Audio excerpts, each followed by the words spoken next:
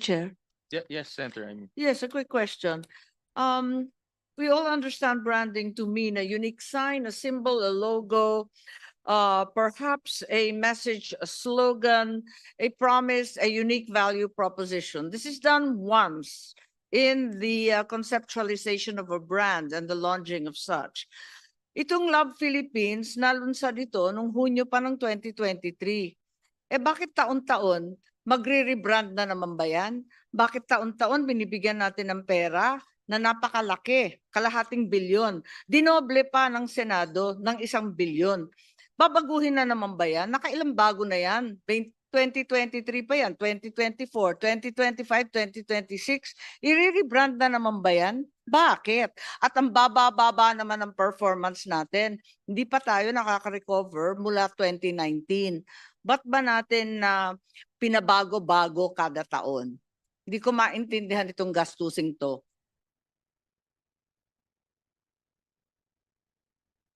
I'll answer our colleague.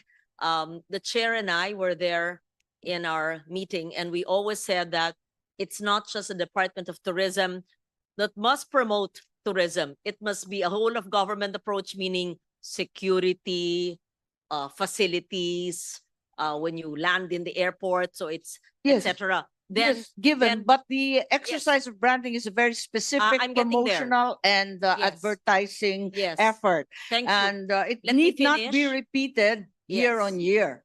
Okay. There was an allocation in the House. I think that's 500 M. Yes. And that was in the NEP, and the House allowed it. And according to the Secretary, that 500 is really not sufficient. Branding is not just a slogan. It is the overall communications, which would also include, I believe, the payment of airtime in specific programs globally, internationally.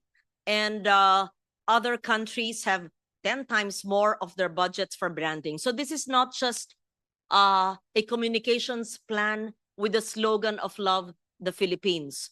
It would also mean write-ups, articles, social media, and shows internationally. Yes, and roadshows, promotions. So as a great believer in marketing and communications, the chair and I felt it was important to support the Department of Tourism. For after all, their contribution to GDP is a big amount. I think more than 10% GDP. Especially now that we are challenged in terms of our image abroad, in terms of scandals that have rocked government, and we really wanted to support the DOT. So that is the basis. I did not, to be fair, I did not do it unilaterally. I consulted the chair, and it was actually a commitment of the chair, which I appreciate. I did not do it as an individual amendment. It was a committee amendment in due consultation with the chair. Thank you. Yes, pinagtatakahan ko lamang dahil nakita natin na talagang bumabagsak ang turismo, may decrease ng 2.16%. So hindi ito mahahabol tulad ng sinabi ninyo dahil sa branding lamang. Hindi advertising ang problema. Sang-ayon po ako sa inyo at ang kinakailangan gawin ay isaayos ang intermodal transport, gawing mas mura ang pagbabiyahe at paglalakbay at higit sa lahat yung peace and order and corruption scandals hindi nakakatulong sa Pilipinas. Pero itong gastos ng gastos para sa branding, paulit-ulit, hindi naman yata tama rin.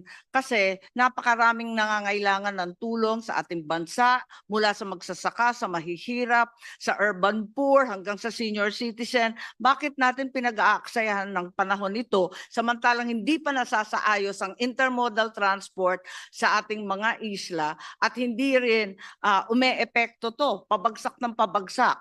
Kaya para sa akin, hindi ito magandang investment. I agree, and we take note of the comments of the good senator from Ilocos. I wish you had joined us in the hearing as well, but this is something we supported for DOT, and we approved it in the committee report as well. So I leave it to the body. Thank you. Well, I am a firm believer of tourism. For me, low-hanging fruit ang tourism sa atin. Tama ho kayo, Senator Amy, na naging very challenging ang tourism sa atin, lalong-lalo na nawala yung Chinese market sa atin. So more so, we should explore other markets. We should market our country or even directly the islands to the different areas. So that's why nung nag-hearing ho kami, isa sa mga strategy po ng Department of Tourism is to look for other markets. That's why they needed the extra funding to explore other markets and to attract other tourists to compensate for the slowdown in the Chinese market. No? So yan po yung rationale kaya po tayo nagdagdag ng pondo sa kanila. At ang multiplier effect is not only Metro Manila but to the countryside, no? Sa Camiguin, lalong-lalo na may airport na ho sila, nakulang yata ang pondo pero nadagdagan na. Thank you, Mr. Chair. Negros sa Thank you, Your Occidental, sa Cagayan de Oro, sa Samar, sa Ilocos Sur. Dami nating mga magagandang sites. But we need to market it kasi hindi alam ng mga kababayan ho natin. Hindi alam ng mga turista, hindi rin alam minsan ng mga kababayan natin na kung gaano kagaganda. Palawan is voted one of the best islands in the whole world. So isa yan sa mga dapat ho nating i-market outside of the Philippines. So that's why we deemed it appropriate to just increase their budget by a fraction so that they can improve their reach. Alala ko during our hearing, pinaalala sa amin na 8.9% nga ng GDP ay galing diretso sa tourism, and 13.8% of our total population are directly employed through tourism. Pag indirect pa ay halos 30% ng ating populasyon ay nagatrabaho, apektado sa tourism. Tour guide, driver, cook, tagalinis, ang dami talaga. So this is the low-hanging fruit. We're not a manufacturing giant.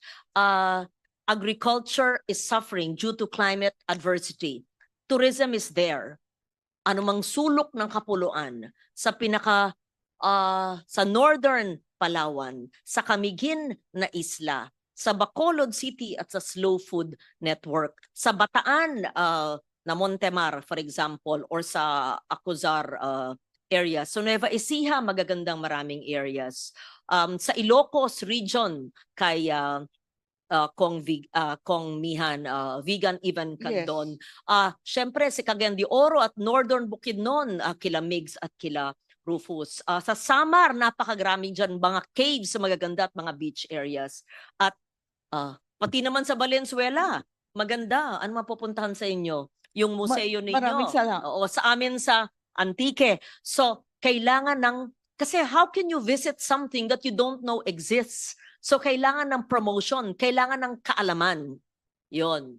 And Akin don't lang po. worry, itong 500 million, napakalaking pondo ito. Kaya nga, i-convene natin yung oversight natin para malaman natin saan napunta at ika-quantify natin yung impact nito sa trabaho. Thank you. Yes, tanggap ko po lahat yon. Subalit sa kabila nito, maliwanag na yung domestic tourism ay tumataas, bagsak na bagsak ang ating foreign tourism.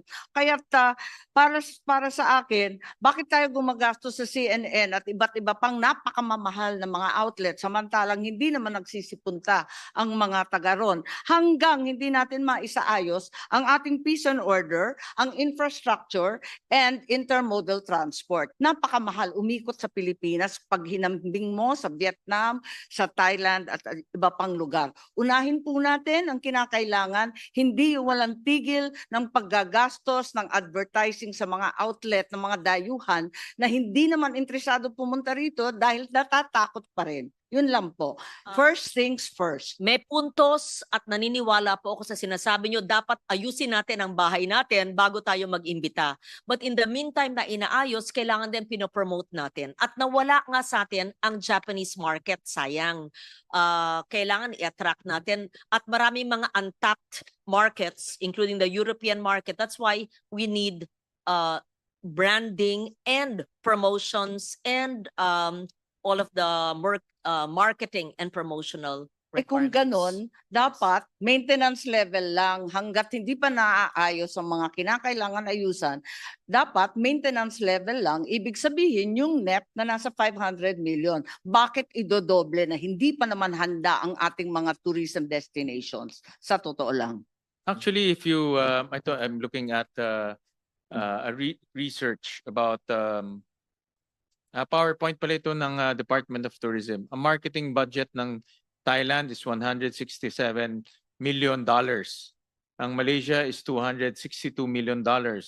And Singapore is $431 million. Tayo is $52 million. So even in around ASEAN, malayong-malayo po yung ating marketing budget. And we all know that Thailand receives close to about 50 million tourists. No? So Yes, precisely, Mr. Chair. At the rate they're receiving tourists, sa cost per head, ang layo naman kasi natin. Yun lang, yung ating cost per head, napakalayo naman talaga at wala namang resultang pumapasok na ganun kadami dito.